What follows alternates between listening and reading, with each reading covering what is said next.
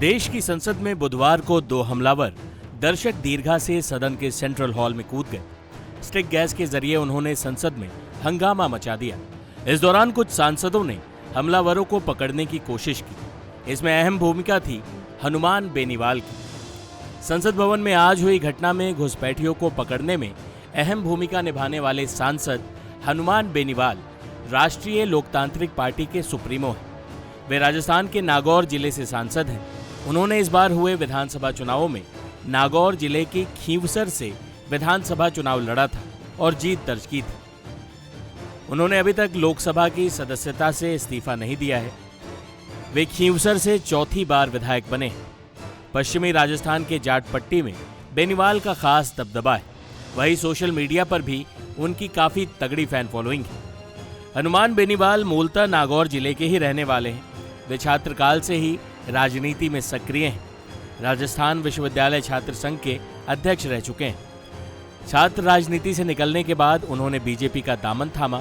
साल 2008 में बीजेपी के टिकट पर खींवसर से वो पहली बार विधायक चुने गए, लेकिन उनका बीजेपी की दिग्गज नेता वसुंधरा राजे से 36 का आंकड़ा हो गया। बाद में उन्होंने बीजेपी छोड़ दी। हालांकि 2019 में वो एनडीए में शामिल हो गए। बीजेपी ने भी नागौर की सीट बेनीवाल के लिए छोड़ दी थी। आज संसद में हनुमान बेनीवाल वो पहले सांसद थे जिन्होंने एक आरोपी को दबोचा। खुद हनुमान बेनीवाल से सुनिए इस घटना का आंखों देखा हाल। हनुमान जी, जिस वक्त ये पूरा घटनाक्रम हुआ आप सदन के अंदर थे, उनमें से एक जो ऊपर से नीचे कूदा उसको आपने रोका।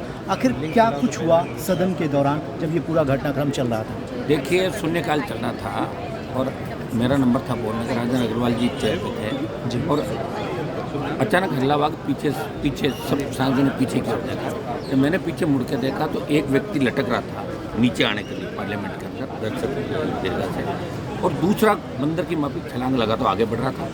हड़कम मच गया सांसदों के अंदर। महिला सांसद भी 2-3 हमारे पास बैठी थी। हड़कम मच गया कि क्या हो गया एकदम से, कहीं बम तो नहीं उनके पास, कुछ और तो नहीं उनके पास, हथियार तो नहीं।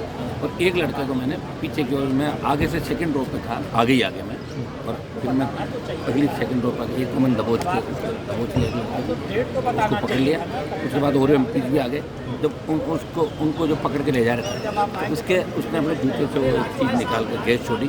पीछे वाले को जिसको पकड़ा उसने भी गैस छोड़ी। तो ये जहरीली गैस हो सकती थी, इससे सांसदों की जान जा सकती थी।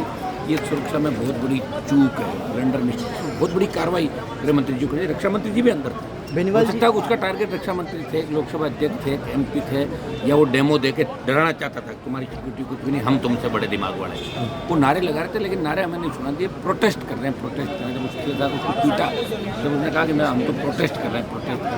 और आज चूँकि जब 2001 में पार्लियामेंट का अटैक हुआ, लोगों ने, हमारे बच्चों ने सादत की जमाना, उस अटैक के बाद 23 साल बाद इन्होंने उसी तारीख को चुना। ये सोचने वाली बात है। इनके साथ एक महिला भी थी, एक लड़का भी था जो विजिटर गैलरी के अंदर बैठा था।